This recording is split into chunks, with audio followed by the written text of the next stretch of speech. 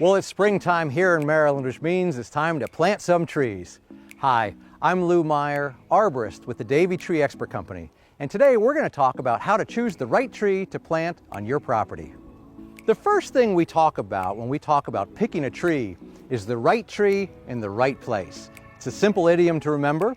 Helps you remember that when you're planting a tree to plant, that it's going to fit in the place and it's going to fit long-term in your yard. So if you have a small yard with cramped space, maybe not plant an oak tree or a tulipapa that you know is going to get large with a huge spread. Or if you have a sunny yard, maybe not plant a shade-tolerant tree like a dogwood or a redbud that prefers that dappled shade. Some other things to consider when choosing where to plant a tree on your property are site conditions like moisture levels. Is this a wet spot where your downspout constantly drains into? Or is it super dry? Is it a very hot area, say backed up against a brick wall that absorbs heat all day and radiates it at night? Or is it shady, very sunny, exposed to the elements? All these things should come into play when choosing which tree to plant on your property. When I talk to homeowners about what trees they want to plant on their property, some of the questions I ask them are, what are your preferences? Do you want a tree that's flowering? Do you want a tree for screening maybe your neighbor's pool? Do you like a tree that's tall? Do you like certain colors? I love purple, so redbuds are one of my favorite trees. Another good way to find tree species that you like are to visit local arboretums or botanical gardens. Right here in Montgomery County, we've got Brookside Gardens up in Wheaton. We're fortunate enough to be super close to Northeast DC, where the United States National Arboretum is. And there's a variety of other choices nearby that have tree species with placards. So you can see something that you like, know exactly what it is, make a list of that, and take it to your nursery. Another good idea, since we all carry cell phones with cameras now, is when you're walking around your neighborhood, take pictures of trees that catch your eye, something that you might want on your property. Send those pictures to an arborist that can give you feedback on, yes, this is this species, this would work in this area, this is its growth habit. Nurseries will also help you find those things. One thing that I always hear from homeowners that's a bit of a hurdle is, I want a tree that has lots of flowers but doesn't create any mess. I've got bad news, that tree doesn't exist. But you gotta find a medium ground somewhere.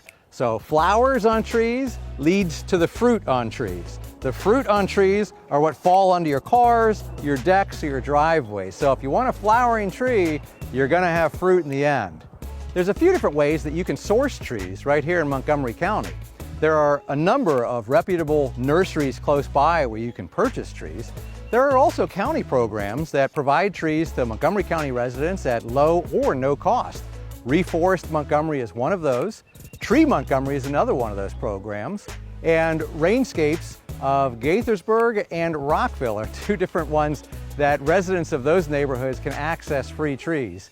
Montgomery County Department of Transportation also plants roadside trees at little or no cost to homeowners that request them. So now that you've decided what species tree you want on your property, you've either visited the nursery or they're dropping them off from the county or state, what do you look for in the tree? Well, right here I've got a tree that I actually picked up from Howard County, my home county, in a tree giveaway last fall. So what we're looking for when we're looking at a container-grown tree, and a container-grown tree means that it's in this black container here.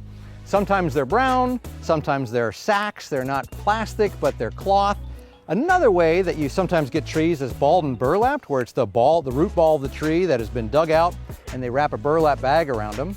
A third way is bare root, where usually those are mailed to you. They're small whips and their roots are exposed. They're packaged in sawdust and moisture, and then they're wrapped with plastic so that they don't dry out. But usually for these kinds of things, you're finding either container grown or balled and burlapped. For the homeowner, I suggest container grown. They're a lot lighter than balled and burlap trees, so easy to lift and move, as opposed to a balled and burlap tree where usually you need equipment like a dingo or a bobcat to move them.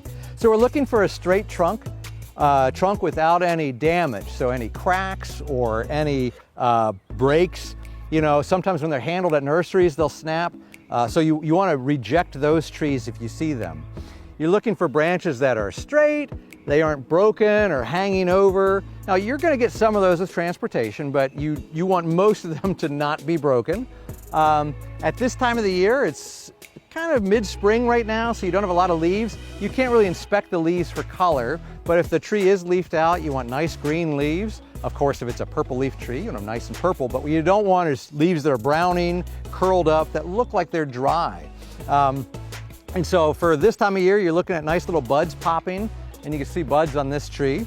Down here, you want to see, look for where the root crown flares out. And this is true of any tree once you plant it. You don't want a tree to look like a utility pole going straight into the ground. You want to see a little bit of a flare. So at the base of these trees, you'll want to see a little bit of a flare. One of the problems that we find a lot with container-grown trees like this is something called girdling roots.